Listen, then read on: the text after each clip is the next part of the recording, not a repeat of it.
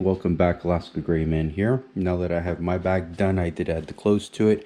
I did have room with this Gorilla Tape, so I need to figure out what I can do to make that smaller to maybe fit.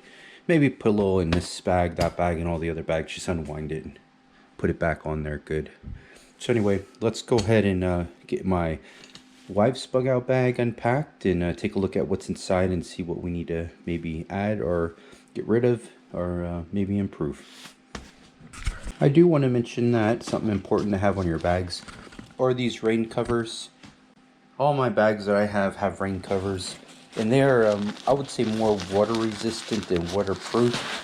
If you put them on correctly, the water will just hit it and slide off, but once it loses that resistance to do that, it will eventually soak through. So please make sure your bags do have that rain fly. So I did get this all unpacked. It almost has about the same things my pack has. It has the pot to boil water and cook food, compass, extra socks, cleaning stuff for cuts, first aid kit, pocket knife. This one did have a couple masks in it.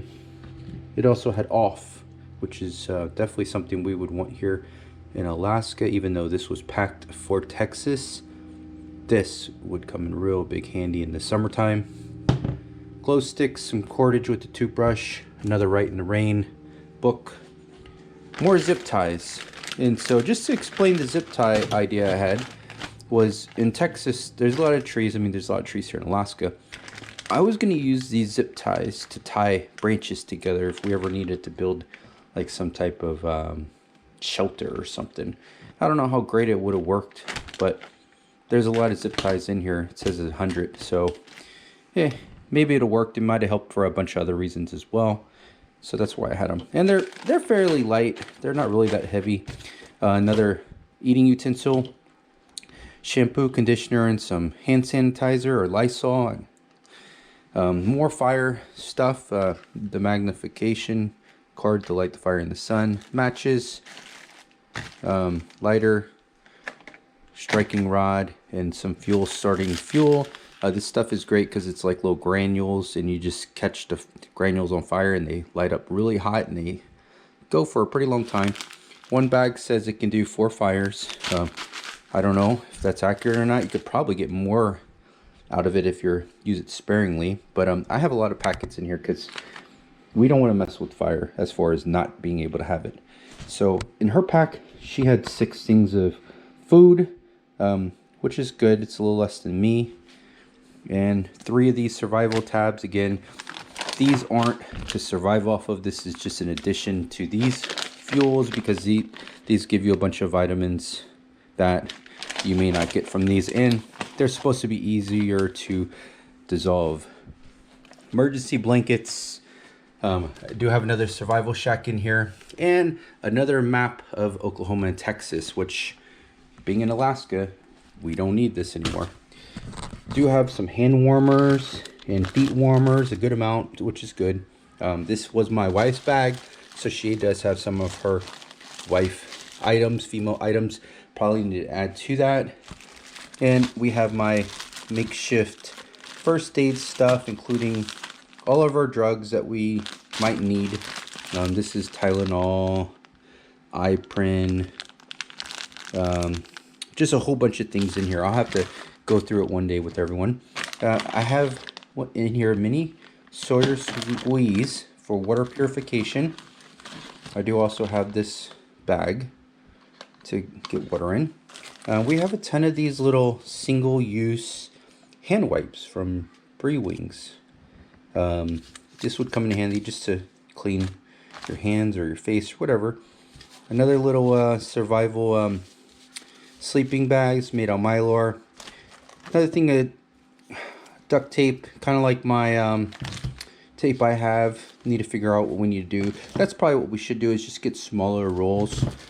I do have another charger thing in here for your electronics, in case we can do that. In my bag, we had all the electronic stuff. And have a little water in here just to start us, to get us to go.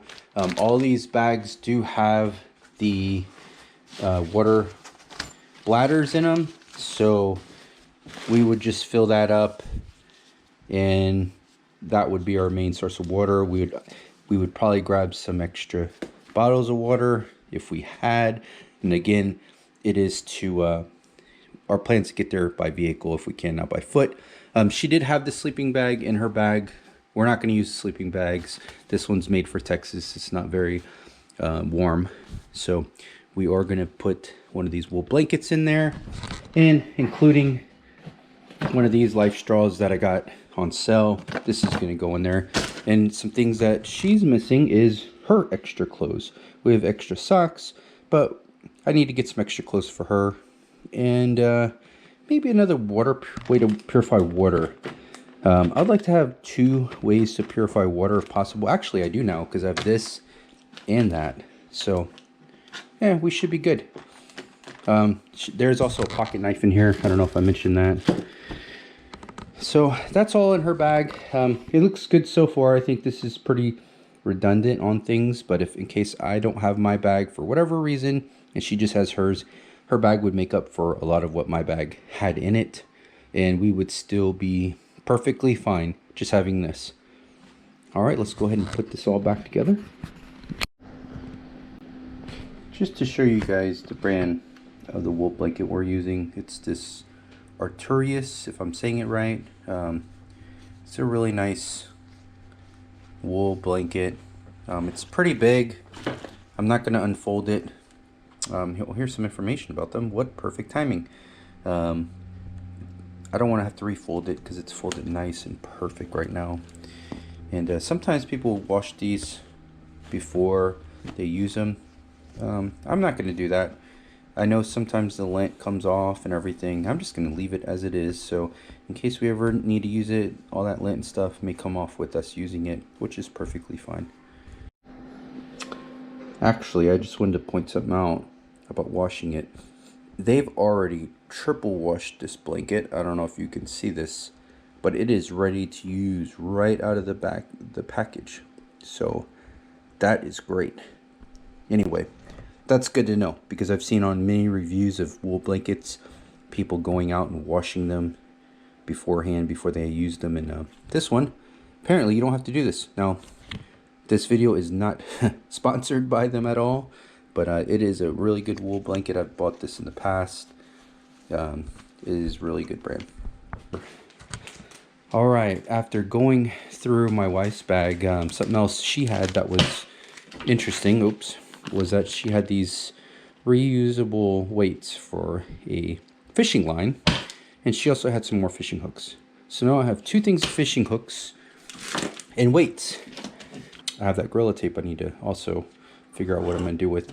She did have a big thing of duct tape in here, so we need to probably either go through the duct tape or Gorilla Tape, maybe make it lighter because that was pretty heavy. Also, that Antiseptic Spray is pretty heavy. It's liquid. I'd rather be carrying water than that. That is handy. Maybe reduce the amount, maybe make it smaller amount. I don't know, maybe just get little hand wipes instead. That'll be just perfect. I did also throw a dry bag in there for her. The dry bag is currently containing all the fire starting stuff. You really don't want to get that wet. It should start fine even when it's wet, but it'll start a lot better and faster and easier when it's dry. Anyway, this is my wife's bug out bag. Ended up being 24 pounds, not too bad. Again, thank you for watching this video. Thank you for those who have subscribed. And I would love for you to subscribe because we are going to be making more videos about preparedness and about being prepared in Alaska. So stay tuned for more videos, and I hope you enjoyed the video, and please like and share. Take care.